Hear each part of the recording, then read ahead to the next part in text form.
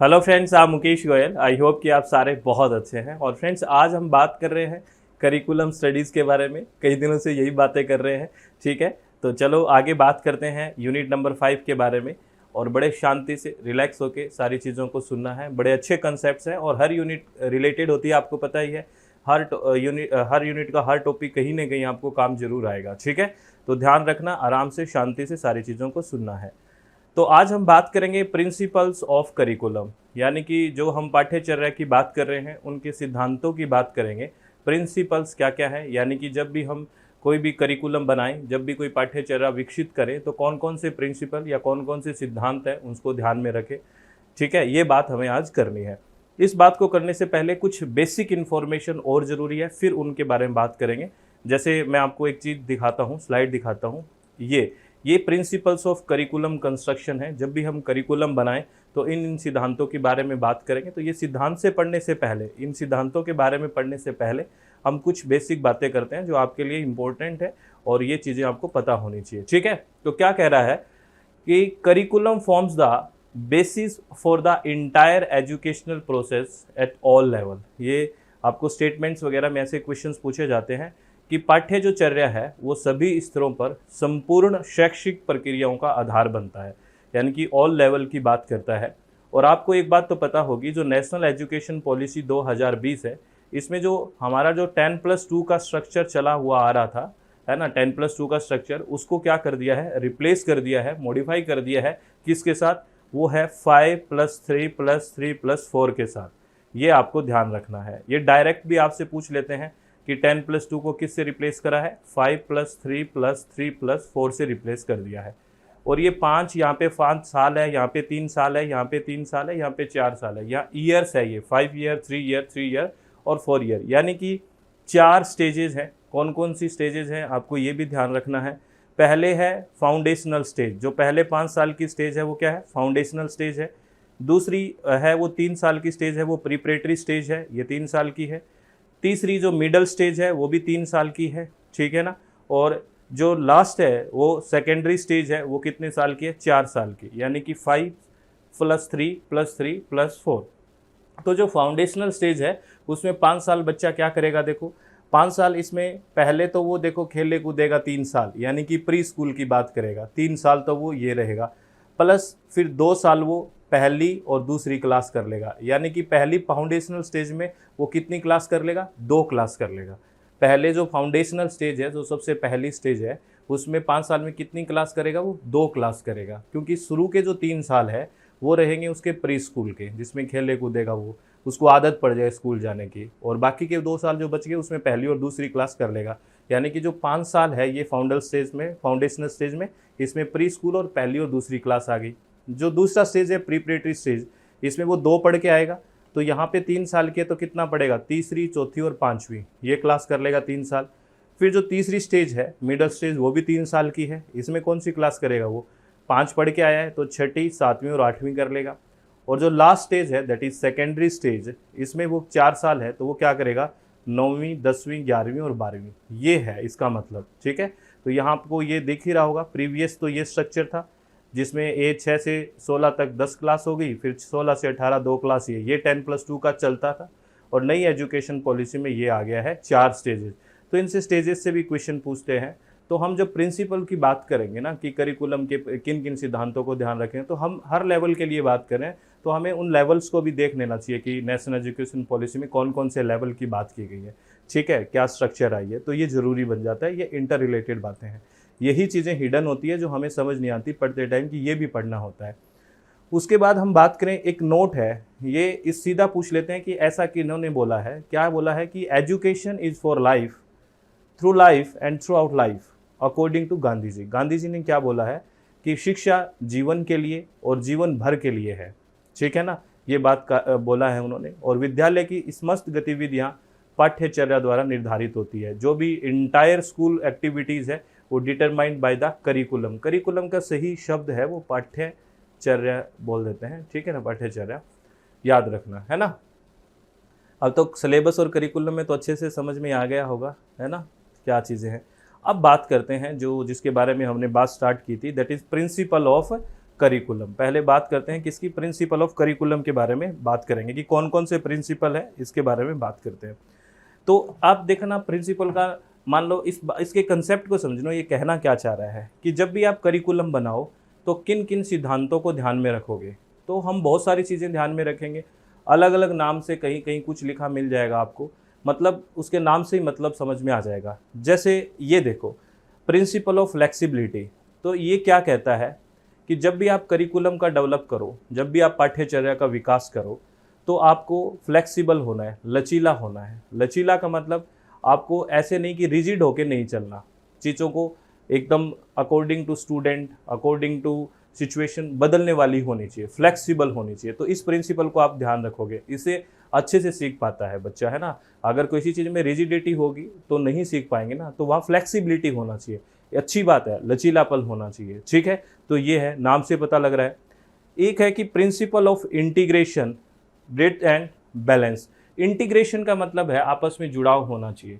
जब भी कोई चीज़ आप कोई मतलब करिकुलम बना रहे हो तो एक दो दूसरी चीज़ों का आपस में क्या होना चाहिए, जुड़ाव होना चाहिए, कि इसमें इंटीग्रेशन है, ये चीज़ इससे संबंधित है, ये चीज़ इससे संबंधित है। अगर चीज़ें जुड़ी हुई होगी तभी हम अच्छे से समझेंगे। मेरी बात समझ रहे हो ना, इंटीग्रेटेड पैटर्न, इसमें ये है, इसमें ये है, आपस में, जैसे मैं बात कर रहा हूँ कि इस यूनिट की आपस में चीज़ें जुड़ रही है, किसी यूनिट में और भी काम आएगी, तो इंटीग्रेशन होना चाहिए जब भी हम करिकुलम डेवलप करें, करिकुलम को विकसित करें, ठीक है ना। एक है प्रिंसिपल ऑफ इंक्लूसिविटी। इंक्लूसिविटी का मतलब होता है समावेशन। समावेशन ये हम डिटेल में भी थोड़ा थोड़ा और बात कर लेंगे। समावेशन का मतलब होता है कि हर एक तक पहुंच हो जाए, ऐसा नहीं कि कोई बच जाए, यानी कि इंक्लूसिविलिटी यानी कि सब तक पहुंच हो उसकी, है ना। जो इस तरह का डेवलप करा जाए करिकुलम कि उसकी पहुंच है वो हर एक स्टूडेंट तक, हर एक लर्नर तक हो, ठीक है। उसके बाद है प्रिंसिपल ऑफ लर्नर सेंटर्डनेस, यानी कि इस सिद्धांत, ये भी बड़ा अच्छा है। ये क्या कह रहा है कि जब भी आप करिकुलम डेवलप करो, जब भी आप करिकुलम विकसित करो, तो आपको लर्नर को, जो अधिगम करता है, जिसके लिए वो बनाया जा रहा है, उसको आप केंद्र बिंदु में रखें, उसकी आवश्यकताओं को जानें, उसकी अभिरुचि को जानें कि उसका इंटरेस्ट क्या है, उसके लिए क्या ज़रूरी है, मतलब उसको सेंटर पे रख के अधिगमकर्ता को, यानी कि स्टूडेंट को, शिक्षार्थी को एकदम सेंटर पे रख के क्या करें, करिकुलम को डेवलप करना चाहिए। ये एक प्रिंसिपल ये कहता है। ये जो तीन शब्द है, principle of alignment, principle of relevance और प्रिंसिपल ऑफ कोहेरेंस, यहाँ पे शब्दों से थोड़ा सा एकदम समझ नहीं आ रहा होगा, लेकिन मोस्ट ऑफ द स्टूडेंट को आ भी रहा होगा। इन शब्दों को मैं और थोड़ा सा डिटेल में बता देता हूँ, ठीक है ना, और आगे लिखा हुआ दिखा देता हूँ। रेलिवेंस का मतलब तो यही हो गया कि जुड़ाव, कि करिकुलम ऐसा बनाना चाहिए कि चीज़ें जुड़ी हुई हो आपस में, ये बात होगी, जहाँ इंटीग्रेशन जैसे शब्दों का हम यूज़ कर रहे हैं। प्रिंसिपल ऑफ अलाइनमेंट और प्रिंसिपल ऑफ कोहेरेंस क्या कहता है, इसके बारे में भी हम बात कर लेते हैं। आप वैसे शब्दों से समझ ही रहे होंगे, अभी बात करते हैं, चलो ठीक है। जैसे इनको थोड़ा सारा डिटेल में जहां आपसे क्वेश्चन पूछा जाएगा, जैसे प्रिंसिपल ऑफ लर्नर सेंटर्डनेस क्या है, शिक्षार्थी केंद्रिता का सिद्धांत में क्या है कि curriculum planner should take into consideration their learners need, context, capacities, experience and interest. यानी कि शिक्षार्थी केंद्रित का सिद्धांत क्या कहता है कि पाठ्यचर्या योजनाकारों को अपने शिक्षार्थियों की आवश्यकताओं, संदर्भों, क्षमताओं, अनुभव और रुचियों को ध्यान में रखना चाहिए। यानी कि जब भी आप कोई भी करिकुलम डेवलप कर रहे हो तो जो लर्नर है उसको सेंटर पे रखना चाहिए, उसकी अभिरुचि क्या है, उसका एक्सपीरियंस, इंटरेस्ट, उसकी आवश्यकता क्या है, इन चीज़ों को ध्यान में रखते हुए डेवलप करना चाहिए। एक है, अभी बात करी थी हमने, प्रिंसिपल ऑफ इंक्लूसिविटी, समावेशन का सिद्धांत जो हमने बात की थी। Inclusivity means providing all groups of learners, यानी कि सब तक पहुँचो, वो ऐसे नहीं कि कुछ तक ही पहुँचो, ऑल ग्रुप ऑफ लर्नर, सब पूरे जो लर्नर हैं उन तक पहुँच हो, ठीक है ना। Irrespective of educational setting with access to a wide range of knowledge, skill and value. सीधी सी बात है, समावेशिता का अर्थ है सभी समूहों, एक विस्तृत श्रृंखला तक पहुँच के साथ ज्ञान, कौशल और मूल्यों को प्रदान करना। ये यानी कि सब तक पहुँच होने चाहिए, है ना, जो भी सीखने वाले हैं उनके सबके में पहुँच में होना चाहिए, ये बात है। उसके बाद जो हम बात कर रहे थे अभी ना कि कोहेरेंस जैसे शब्द को पढ़ना है, तो प्रिंसिपल ऑफ कोहेरेंस क्या कहता है, सुसंगतता का सिद्धांत। इसमें क्या चीज़ें हैं, इसमें वही जो रिलेशन की बात कर रहे हैं कि स्टूडेंट क्या होता है, अपने प्रायर नॉलेज जो उसको पहले से आता है फिर नए नॉलेज को ऐड करता है, तो ये चीज़ होनी चाहिए। क्या कह रहा है देखो, when learning is built on the previous knowledge of learner, जब सीखना शिक्षार्थियों के पिछले ज्ञान पर आधारित होता है, यानी कि जब भी आप करिकुलम डेवलप कर रहे हो तो शिक्षार्थी को ध्यान में रखते हुए कि क्या इसको पहले से इसका नॉलेज किस तरह का होगा और इस लेवल पे आने में, मतलब वो ग्रेड ये पढ़ के आया है भाई, तो इस ग्रेड में इसके पास क्या नॉलेज होगा, इस लेवल पे उसने क्या सीखा होगा, उससे आगे रेलिवेंसी हो, तो जिससे उससे प्रीवियस नॉलेज से वो आगे जोड़ सके। ठीक है ना। जैसे क्या है, हम बात कहते हैं ना कि पुराने नॉलेज को याद करा के नई नॉलेज के साथ ऐड करना, वही वाली बात कह रहा है कि प्रिंसिपल ऑफ कोहेरेंस, यानी when learning is built on previous knowledge of learner, यानी कि जो अधिगम करता है, जो शिक्षार्थी है, वो पिछले ज्ञान पर आधारित होता है और फिर नई चीज को जोड़ता है। There should be connection between and across learning areas, तो वही यही कह रहा है कि सीखने के क्षेत्रों के बीच संबंध होना चाहिए, यानी कि उसने पहले क्या सीखा है, ये नहीं कि पहले कुछ और ही चीज पढ़ ली और अब क्या पढ़ रहा है, इसका कोई संबंध ही ना हो, ऐसा नहीं होना चाहिए। यानी कि रेलिवेंसी होना चाहिए, सुसंगतता होनी चाहिए आपस में। लास्ट लाइन में और क्लियर हो जाएगी, student learn at their own pace and in different ways, constructing new knowledge and understanding in ways which link their learning to their prior knowledge। यहाँ से समझ में आई सारी बात क्या कह रहे हैं। छात्र अपनी गति से और अलग अलग तरीक़ों से सीखते हैं, क्योंकि आपको पता है बच्चों की अपनी अपनी समझ होती है, अपनी उसका पेस होता है सीखने का, हर एक का अलग अलग होता है। नए ज्ञान और समझ का निर्माण करते हैं वो, तो उनके सीखने को उनके पूर्व ज्ञान से जोड़ता है, यानी कि पहले उन्होंने सीखा है उसके साथ नए ज्ञान को जोड़ना। This is principle of coherence. ठीक है, आपके बात समझ में आई है। तो इस प्रिंसिपल से भी आपसे डायरेक्ट वैसे पूछा जा सकता है कि कौन कौन से प्रिंसिपल है, तो जो अच्छे लगे आपको, अच्छे लगे मीन्स जिनका कोई रेलिवेंसी हो चीज़ से, वो सारे ही आपको टिक करने होते हैं। एक है जो हमने बात की प्रिंसिपल ऑफ अलाइनमेंट की बात है, तो इसमें एक कीवर्ड है course address the changing needs of student and the work place, यानी कि इसमें जो कोर्स है, जो भी आप डिजाइन कर रहे हो, वो क्या होता है, नीड्स के अकॉर्डिंग, स्टूडेंट्स के अकॉर्डिंग, क्या आवश्यकता के अकॉर्डिंग, वर्क प्लेस के अकॉर्डिंग चेंज हो, ऐसे नहीं कि बिल्कुल रिजिडिटी से चले। तो वही बात है, एजुकेटर में try to align the content and methodology of teaching with a given set of learning standard prescribed by state and national organization. ठीक है, alignment is a process to evaluate whether a program और course address the changing needs of students and their workplace. क्या कह रहा है, शिक्षक राज्य और राष्ट्रीय संगठनों द्वारा निर्धारित सीखने के मानकों के एक सेट के साथ शिक्षण की सामग्री और पद्धति को संरेखित करने का प्रयास करते हैं, क्योंकि जो जो मेरे को मिला है ऐसा मुझे करना है, एक आपको पता ही एक डिफाइन किया जाता है। संरेखण यह मूल्यांकन करने की एक प्रक्रिया है कि क्या कोई कार्यक्रम या पाठ्यक्रम छात्रों और कार्यस्थल की बदलती ज़रूरतों को संबोधित करता है कि नहीं, क्योंकि चीज़ें बदल चुकी और उस तरह से करिकुलम नहीं बदला हो तो दिक्कत हो जाएगी। तो इसीलिए प्रिंसिपल ऑफ अलाइनमेंट कहता है कि चेंजिंग नीड्स ऑफ स्टूडेंट के अकॉर्डिंग, वर्क प्लेस के अकॉर्डिंग होनी चाहिए। तो ये कहता है प्रिंसिपल ऑफ अलाइनमेंट। तो ये बात समझ में आई, बेसिक सी बात है फ्रेंड्स, है ना। ये अगर थ्योरेटिकल पेपर होता तो ये सारी चीज़ें लिखनी होती, ऑब्जेक्टिव में इनका मतलब आपको पता होना चाहिए। ठीक है ना, मतलब जो भी आप करिकुलम डेवलप कर रहे हो, जो भी आप चीज़ें बना रहे हो, आप पाठ्यचर्या विकसित कर रहे हो, तो किस सिद्धांतों को किस चीज़ें में, और भी बहुत चीज़ें, सोशल नॉर्म्स को ध्यान में रखना, वैल्यूज़ को ध्यान में रखना, इनको आप नेग्लेक्ट थोड़ी कर दोगे, सारी चीज़ों को ध्यान में रख के करेंगे तो ये ऐसे शब्द आपको बहुत मिल जाएंगे। ठीक है ना, कि आप इंटरेस्ट को ध्यान में रखें, लेकिन हमने वो जो कीवर्ड्स हैं जहाँ आपको कन्फ्यूजन हो सकता है या जो मोस्ट इंपॉर्टेंट शब्द यूज किए जाते हैं उनकी बात की है। वरना तो जब भी हम करिकुलम डेवलपमेंट करते हैं तो आपको अच्छी अच्छी सारी चीज़ों को कंसिडर करके ही तो करेंगे। ठीक है, तो वो बेसिक सी बातें हैं। आगे बात करते हैं फ्रेंड्स, एक टॉपिक आपका है फाउंडेशन ऑफ करिकुलम प्लानिंग, यानी फाउंडेशन क्या होता है। फाउंडेशन एक आधारशिला होती है, एक नींव होती है, कोई भी चीज़ की नींव किस पे आधारित है, यानी कि जब भी आप करिकुलम का प्लान कर रहे हो, जब भी आप पाठ्यचर्या बनाने की योजना कर रहे हो, तो उसकी नींव क्या चीज़ है, मतलब उसकी फाउंडेशन क्या है, उसकी आधारशिला क्या है, ये बात कर रहे हैं, है ना। तो आधारशिला का मतलब क्या है, इस मतलब को समझना कि क्या कहना क्या चाहता है, इसका मतलब क्या है। देखो, when developing curriculum expert dwell and draw much of the knowledge and principle on the existing pillar. These pillars are the factor which provide background information on which the curriculum developers depend to make the decision. These pillars are the foundation of curriculum. क्या कह रहा है, पाठ्यचर्या विकसित करते समय विशेषज्ञ अधिकांश ज्ञान और सिद्धांतों को मौजूदा स्तंभों पर आधारित करते हैं। ये स्तंभ वे कारक हैं जो पृष्ठभूमि की जानकारी प्रदान करते हैं जिस पर पाठ्यक्रम डेवलपर निर्णय लेने के लिए निर्भर होते हैं। यानी कहने का मतलब जो पहले से उनके पास हैं, है ना, पहले से जो चीज़ें प्रोवाइड है उनके पास कि ये कुछ थ्योरी आई हुई है, ये चीज़ें आई हैं, उन्हीं को इकट्ठा करके फिर वो डेवलप करे। जो पिलर हैं हमारे पास शुरू में जो डेवलप हो चुके हैं, है ना, पहले से हमारे पास कुछ चीज़ें हैं जिनमें ध्यान में रखे हुए हम विकसित कर रहे हैं, तो ये हमारी फाउंडेशन है, foundation of the curriculum planning, यानी कि पाठ्यचर्या योजना की आधारशिला क्या है, यानी कि किस आधारशिला को ध्यान में रखे हुए आप जो पाठ्यचर्या है वो विकसित कर रहे हो, पाठ्यचर्या बनाने का प्लान कर रहे हो। ठीक है ना, ये बात समझ में आ रही है आपको क्या?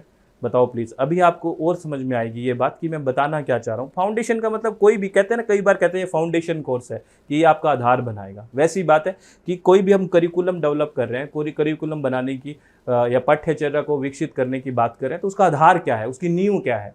तो बहुत सारी चीज़ें हैं, आपको मैं दिखाता हूँ क्या क्या नींव है। देखो ये फाउंडेशन ऑफ करिकुलम प्लानिंग है। क्या क्या फाउंडेशन है करिकुलम प्लानिंग की, देखना। बहुत सारे बेसिस है जिसको ध्यान में रखते हुए, जिनके चीज़ों को ध्यान में रखते हुए आप करिकुलम का डेवलप करते हो। ठीक है ना, आप करिकुलम की प्लानिंग करते हो। क्या फिलोसफिकल बेसिस है, यानी कि कुछ दार्शनिक आधार लोगे आप कि ये चीज़ है, दार्शनिक आधार होना चाहिए जब भी करिकुलम डेवलप करो। सोशियोलॉजिकल बेसिस पे, यानी कि समाजशास्त्रीय आधार पे आप करोगे। साइकोलॉजिकल बेसिस, मनोवैज्ञानिक आधार पे। हिस्टोरिकल बेसिस, ऐतिहासिक आधार पर। कल्चरल बेसिस, सांस्कृतिक आधार पर। साइंटिफिक बेस, वैज्ञानिक आधार पर। और डिफरेंट जो हमारी स्टैट्यूटरी बॉडी है नेशनल लेवल की, है ना, जैसे यूजीसी है, एनसीटी है और अदर यूनिवर्सिटीज़ है, जो आपको करिकुलम प्लानिंग में एक फाउंडेशन का काम करती है कि कैसे कैसे बनाना चाहिए।